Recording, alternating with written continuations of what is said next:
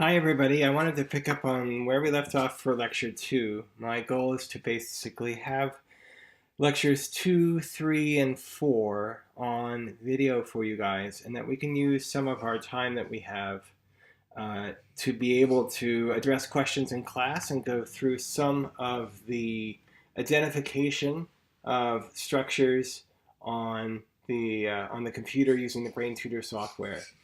So in the background, you may hear my 9-month-old son playing with the rattle, and I may have to cut out at some point. But let's see if we can finish up lecture 2 with this series, and then I'll see about trying to get some of these other ones posted as well. So with that prelude, let's go ahead and begin. So in a previous section, what we talked about was how the cerebral spinal fluid is actually being generated by or at least moving through different areas of the lateral ventricles and moving through this whole ventricular system here. And I describe this as being sort of like a funnel where we have a movement of the fluid here. And what I pointed out was basically that the CSF is actually moving from this area of the lateral ventricles outward or down through the third ventricle into the fourth ventricle, out through the median aperture and the lateral apertures here, and then ultimately then filling into this subarachnoid space here. There's a couple of features that we can also identify here. The tentorium cerebelli, which helps to separate the cerebral hemispheres from the cerebellum, and which is tucked in right here. And then we also have the foci cerebri here, and then this is a structure that's also helpful for being able to separate the two cerebral hemispheres from each other.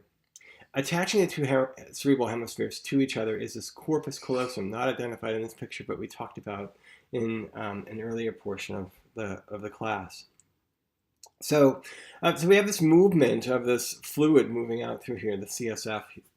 And one thing that's really interesting about the cerebral spinal fluid to keep in mind is that this movement of fluid isn't just by accident. When it's moving is from high pressure to low pressure.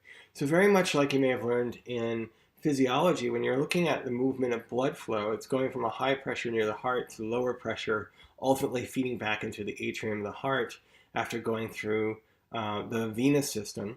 The same kind of thing is happening here, where we're flowing from a high pressure that's being generated from structures known as a choroid plexus, and then ultimately flowing back through these lines or through these different pathways, and then ultimately feeding back into these subarachnoid villi that are present right up here, depicted as these little bulbous regions.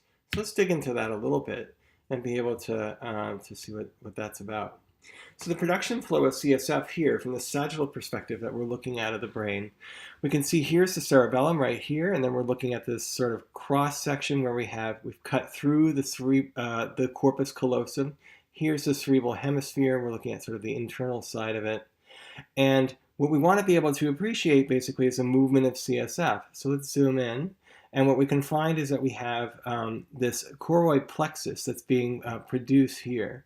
And so the choroid plexus of the lateral ventricle here is being depicted in this area here.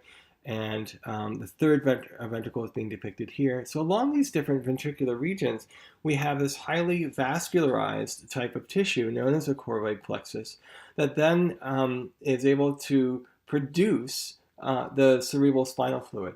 So in an earlier slide, it described the choroid plexus as being a filtrate, which in many senses it is. But I think that, as I mentioned before, we've also learned to appreciate that there's other types of growth factors and other types of components that are really critical for neural function as well in there. So it's not simply just a filtrate. But this high pressure here in that filtering process is a useful way of imagining how we're actually seeing this movement of fluid going from the highly vascularized tissue that we have here out into the ventricles and flowing down through the third ventricle, down through the fourth ventricle, and then ultimately then exiting out through the median aperture is depicted here, or the lateral aperture, which is not depicted but would actually be extending out of the plane of the page that we're looking at now. So this movement of CSF then can then continue, and it moves around the tentorium cerebelli and into the subarachnoid space that we see here.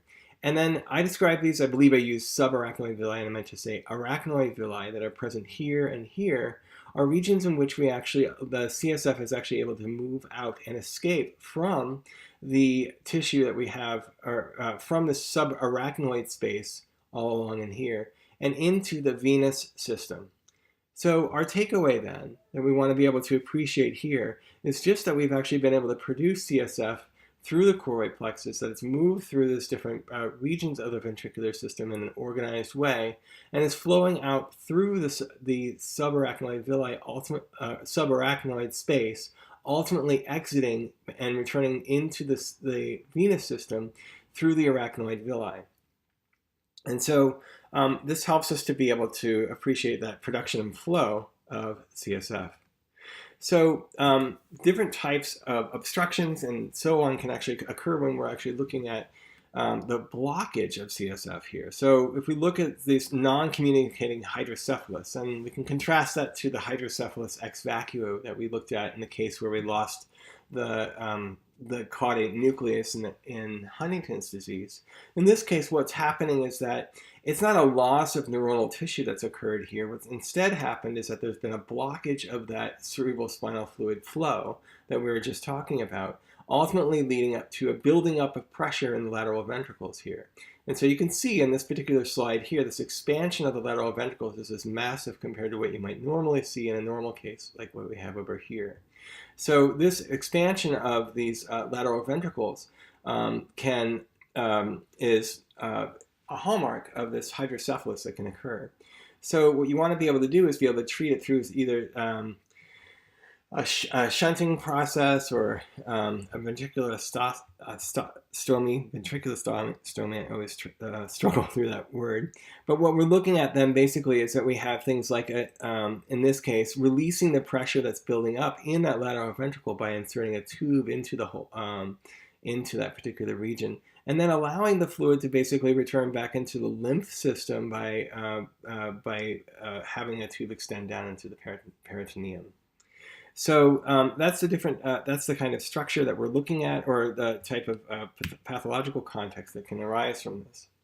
Now, if we look at how this stuff actually returns back into the venous system, and by stuff, I mean the cerebral spinal fluid, we can just zoom in on this particular area here. So right down in this little area is the cerebral cortex.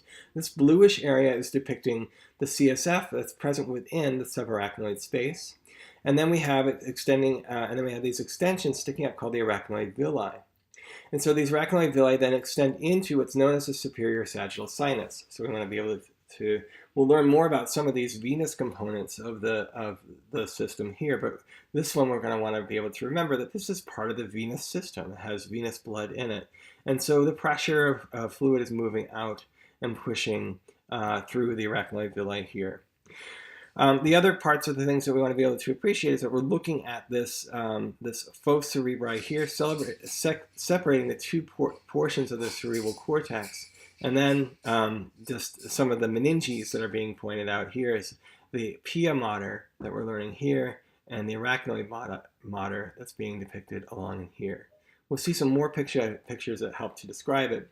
But one of the things that we want to be able to appreciate is through this arachnoid villi is some of the pictures that can be seen in this particular type of picture, and also in some areas of, and when we actually look at some of the different structures, you see the sort of granulations that appear on the brain itself, depicting these different types of arachnoid structures in which you're actually able to return the CSF into the venous system. So it's a prominent structure that you can really kind of see in these in the brains of postmortem brains. So okay, that's great. So the cranial meninges then, let's kind of talk about what those are. So we talked about CSF, we've talked about the lateral ventricles. What about these meninges, these coverings, these tissues that are important for being able to hold the brain into the proper position, be able to help separate the different hemispheres from each other, and be able to help serve as conduits in which to actually distribute CSF fluid and an organization of the central nervous system. And so what we're looking at here is an uncovered where there are no meninges here, and then here we can actually see that they're covered by the pia mater and some of the other different structures here. I'm going to pause it just for a moment.